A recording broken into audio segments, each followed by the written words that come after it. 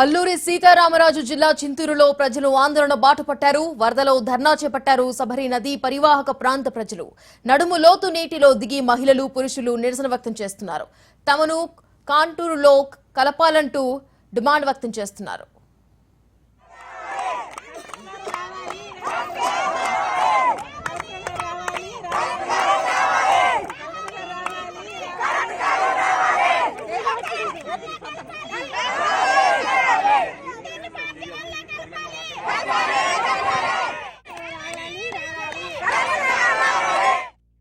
అల్లూరి సీతారామరాజు జిల్లా చింతూరులో ప్రజలు ఆందోళన బాట పట్టారు. వరదలో ధర్నా చేపట్టారు. సబరి నదీ పరివాహక ప్రాంత ప్రజలు నడుము లోతు నీటిలో దిగి మహిళలు పురుషులు నిరసన వ్యక్తం చేస్తున్నారు.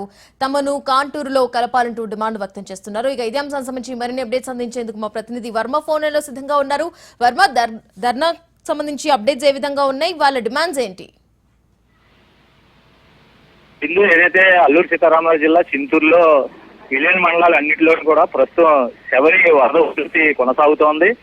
గడిచిన నెలలో 15 రోజుల పాటు కంటి మీద కునికి లేకుండా వరద ఉధృతికి లోనయ్యి ఇప్పుడిప్పుడే కోలుకుని ఇంటికి వెళ్తున్న వాళ్ళకి మళ్ళీ వరద ముప్పు అంటూ పూర్తిగా మళ్ళీ పునరావాస కేంద్రాలకి తరలి వెళ్ళాలి రెండేం చెప్పి కూడా ఆదివాసీలందరినీ కూడా తరలిస్తున్న నేపథ్యంలో ఈ వరద ముంపు కారణం పూర్తిగా కూడా ఇప్పటి వరకు పోలవరం నిర్మాణం చేపట్టిన తర్వాత 41.15 కాంటూరు లెవెల్లో మమ్మల్ని కలపాలి ఖచ్చితంగా. ఇప్పటి వరకు చింతూరు గ్రామం అంతా కూడా 45 కాంటూరు లెవెల్లో ఉందని అధికారులు అయితే చెప్తున్న పరిస్థితి ఉంది. మమ్మల్ని 41.15 కాంటూరు లెవెల్లో కలిపితే ఈ బాధలన్నీ ఉంటాయి. అంటే ఇక్కడి నుంచి తరలించి వేరే ప్రాంతంలో వీళ్ళకి పథకాలు వర్తింపజేసి పూర్తి స్థాయిలో గృహ నిర్మాణం చేపెట్టి వాళ్ళకి పరిహారం ఇచ్చి అక్కడి నుంచి తరలించాలని చెప్పి కూడా గతంలో ఏదైతే ప్రభుత్వం హామీలు ప్రకటించిందో అవన్నీ నెరవేర్చాలి. వరద తాకిల్ని మేము ఎందుకంటే గడిచిన 15 రోజుల క్రితం అవడం మళ్ళీ వెంటనే వరదలు రావడం మా జీవనం అస్తవ్యస్తం అయిపోతుంది. మా తర్వాత తరాలకు కూడా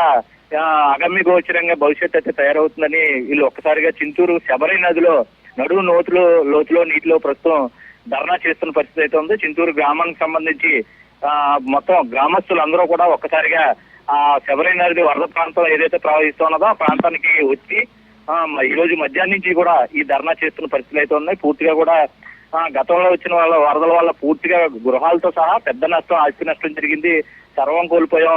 ఇప్పుడు మళ్ళీ గోదావరి వరద ఉధృతి పెరుగుతూ ఉంటే పునరావాస కేంద్రాలు రావాలని చెప్తున్నారు తప్ప మా గురించి ఇప్పటి వరకు చేసిన ప్రకటనల గురించి లేదంటే మాకు ఇస్తారన్న నష్టపరిహారం గురించి పూర్తి స్థాయిలో ప్రభుత్వం స్పందించట్లేదు. అధికారులు పట్టించుకోవట్లేదు. ఎటువంటి సదుపాయాలు కనీసం తాగునీరు కూడా అందివ్వట్లేదు అధికారులు అంటూ కూడా నినాదాలు చేస్తూ ధర్నా చేస్తున్న పరిస్థితులు అయితే ప్రస్తుతం చిత్తూరులో నడుస్తూ ఉన్నది. పూర్తిగా గ్రామస్తులు అందరూ సుమారు 500 మంది నడుము నోటు నీటిలో ప్రస్తుతం ఈ ధర్నా చేపట్టిన పరిస్థితులు అయితే ఉన్నాయి. అధికారులు స్పందించాలి. ఎప్పటికైనా తమకు నష్టపరిహారం ఇచ్చి మమ్మల్ని ఆదుకోవాలి. ఇక మీదట ఈ కష్టాలు మేము వారవలేమని చెప్పి కూడా మహిళలు కూడా పెద్ద పెట్టిన నినాదాలు చేస్తున్న పరిస్థితి అయితే ఉంది. ఎందుకంటే గతంలో ఈ పోలవరం నిర్మాణానికి సంబంధించి పరివాహక ప్రాంతం